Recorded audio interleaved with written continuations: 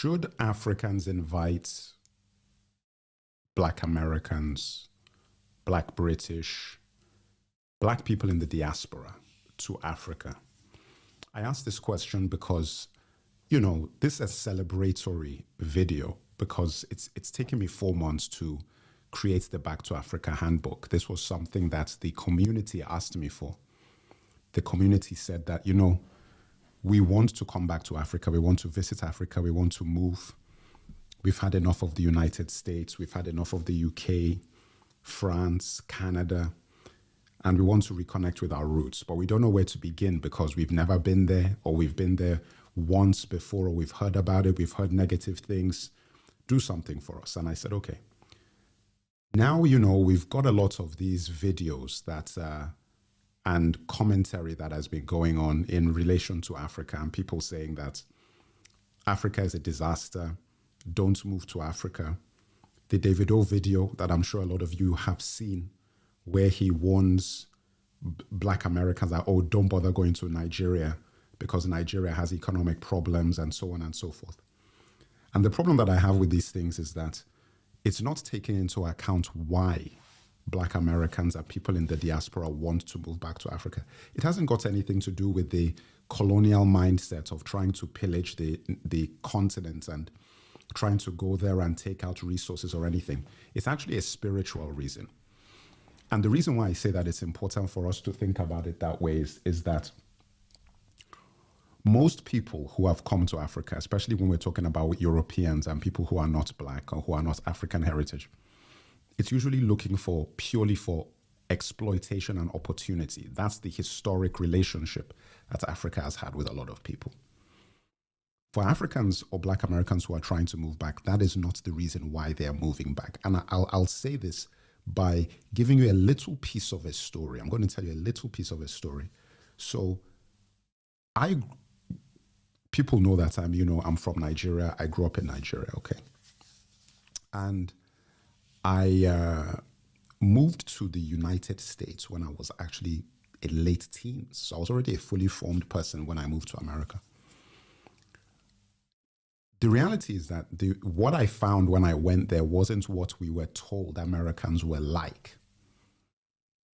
All the music videos you're seeing, the rap videos, the movies, the characters you see on screen, on TV shows and so forth, none of it is accurate. What I found were people who were extremely sophisticated in their knowledge and awareness of not only the human condition, but the condition of Blackness and what it means in the system that we have of society today when we talk about white supremacy, when we talk about imperialism and so forth. Very, very sophisticated understanding of it, but also a civil war of sorts within the community in Black America, where because of the divide and conquer systems that have been employed against the community is fighting with itself. Within the Black community in America, you've got different mentalities and psychologies at war with each other, which make it very, very difficult to actually stand together and make any kind of realistic progress. This has been complicated by the immigration of Africans into America, who then bring another dimension to the Blackness characteristic that is then exploited by those who do not want to give Black Americans, ADOS, FBA, whatever you want to call them, the descendants of slave, what they do in terms of reparations and so on and so forth, which has led to a desire to get out, a desire to move, a desire to go to somewhere where you will be treated like a human being, where you'll be treated as, I don't even say equals, just as normal, where you're no longer looking through a racial lens, but you're looking through a lens of other things and other factors that separate humans, whether it's class, whether it's occupation, language, so on and so forth. In that respect, I find it imperative to unite the communities. I do not believe that Africa is going to be able to get out of what it's in without meaningful connection to the diaspora in the United Kingdom, in the United States, in France, in Canada.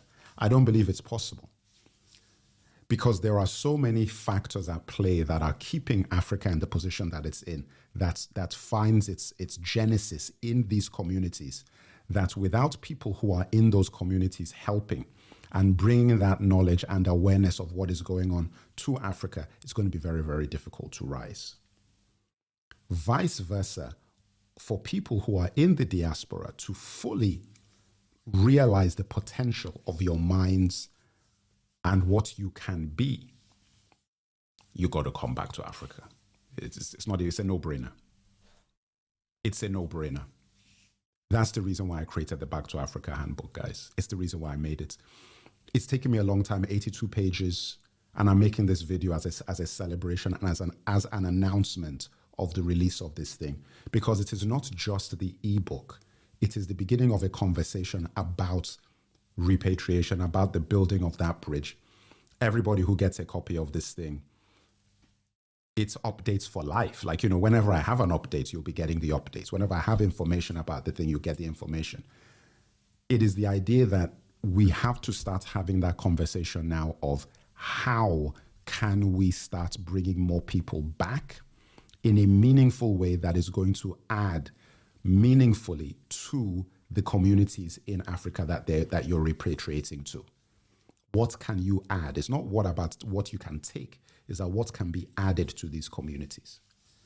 I believe that there is a nefarious incentive by people to make the idea of repatriation negative. I really do. I actually really think that there's a concerted effort to make it feel like it's negative.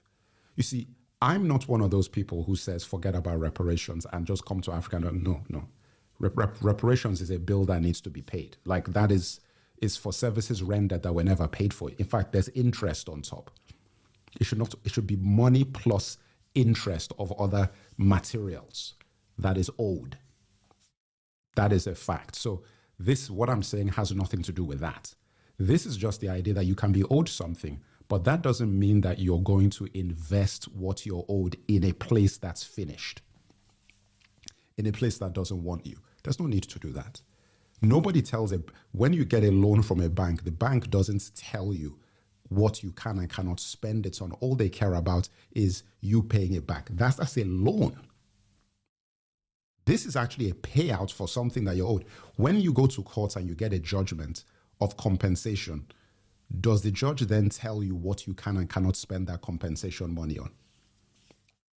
Of course not. Does the judge say that you must spend that compensation money on the families and interests of the people that wronged you, that are actually paying you?